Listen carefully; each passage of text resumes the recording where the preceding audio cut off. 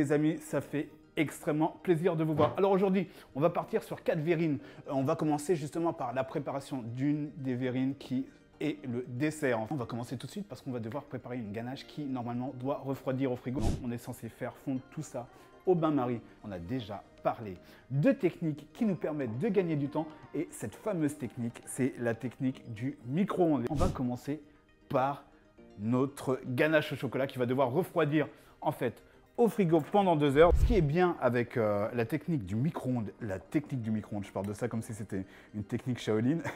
La technique du micro-ondes nous permet justement de ramollir très rapidement notre chocolat. Alors la technique, c'est de verser par 3 fois justement notre appareil dessus, notre ganache. On fait un peu chauffer tout cela quand même. Hein, il faut un peu de mouvement, on a demandé un peu de mouvement. Dès que ça frémit, boum, on passe à l'aventure pour mettre tout ça au frais. On va commencer par détendre notre chocolat pour qu'il se mélange un peu, parce que c'est bien d'être détendu quand même. Hein. On est d'accord? Alors, on est vraiment là pour créer le mélange parce que c'est vrai que le chocolat n'a pas vraiment envie, hein, d'après ce qu'on peut voir, de se mélanger tout de suite.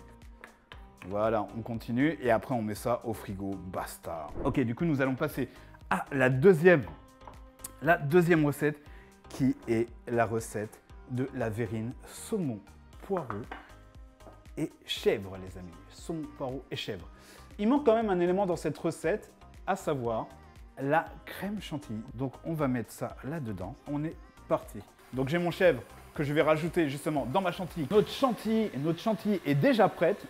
Genre, on dirait qu'elle a pris un train grande vitesse et boum, elle nous a pas attendu. Ok, je vais vous montrer ce que ça donne d'ici. Voilà, la chantilly a bien pris.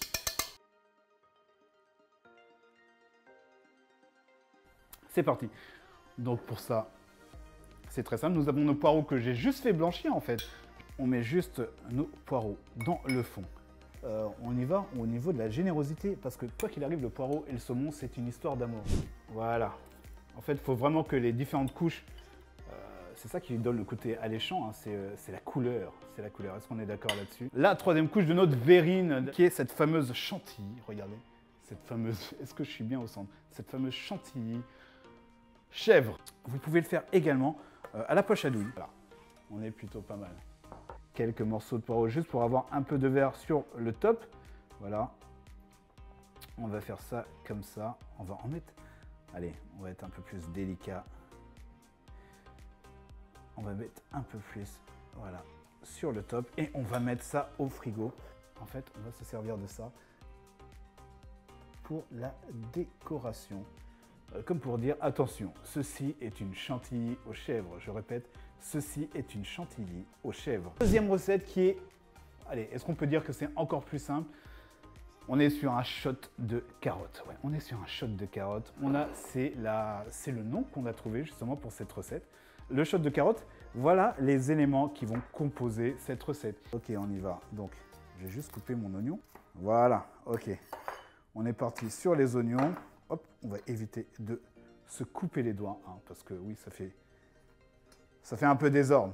Donc voilà, je vais plonger tout ça à l'intérieur, en évitant d'en mettre partout. Et ensuite, on va mixer le tout. Il nous restera notre crème chantilly qu'on devra mettre. Et on sera pas mal, les amis. Ok, on va les prendre directement et hop, on va les mettre dans notre bol. Ok, on y va. Donc, on dresse. Bon, on est sur une bonne portion. Hein. On est entre l'apéritif et l'entrée. Je pense que c'est plutôt pas mal. On y va. Donc, je vais rajouter ma crème chantilly qu'on a fait juste avant. Je pourrais rajouter aussi la crème chantilly qu'on a utilisée. Alors, vous voyez, la difficulté, c'est vraiment de mettre ça très proprement. Et il faut vraiment que ça comble l'espace qui manque. Écoute, voilà, en tout cas, ça sent super bon parce qu'on a mis un petit bouillon justement pour cuire nos éléments. Un petit bouillon de poulet qui rajoute un petit goût quand même et une odeur entre l'oignon, entre la pomme de terre et la carotte. Je peux vous garantir qu'on est sur quelque chose de très très bon. Quelques graines de pavot, voilà, sur le top, hein, parce que oui, ça fait plaisir, regardez. Un petit élément de décoration, je vais vous montrer un peu de haut et de côté à quoi ça ressemble. On va mettre ça au frigo tout de suite. La prochaine recette, les amis. La prochaine recette, la voici. Donc ici, nous avons notre petit marron. Alors, le petit marron, c'est très facile à faire. Il suffit juste d'enlever la peau ainsi que les grains que vous pouvez garder justement pour les faire sécher. Et ensuite, eh bien, vous les mettez à bouillir. Hop. Donc pour faire ça, il est préférable d'avoir le beurre qui est à température, hein, c'est plus facile. Je rajoute aussi mon parmesan. On est parti là-dessus. Hop. Voilà, gain de temps. Ici, j'ai mes ramequins qui vont accueillir toute cette merveilleuse aventure. Voilà, on n'hésite pas, hein, on n'hésite pas, on met la main à la pâte. Et là, on a déjà fini, c'est quand même fou. Ok. Donc, il ne nous restera plus qu'à dresser. On est vraiment sur des verrines assemblage. Hein.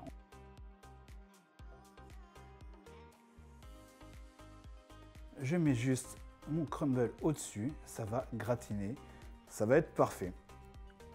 Voilà. La quatrième recette, pardon, qui est une recette de verrine forêt noire. Voilà, verrine forêt noire. Donc pour ça, tout à l'heure, nous avons préparé, on va prendre 2 verrines comme ça.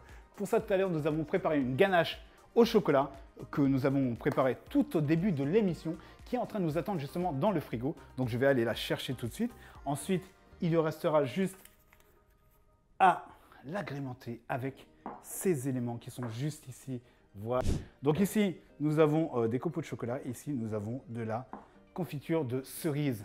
Ok, j'ai ma ganache au chocolat qui a bien pris. La voici, la voilà. Vous voyez, elle est assez froide. Et on va y rajouter aussi notre crème chantilly. Voilà, donc c'est parti. Pour ça, ça va être très simple. Il va nous suffire d'allier tout ça pour le meilleur des mondes.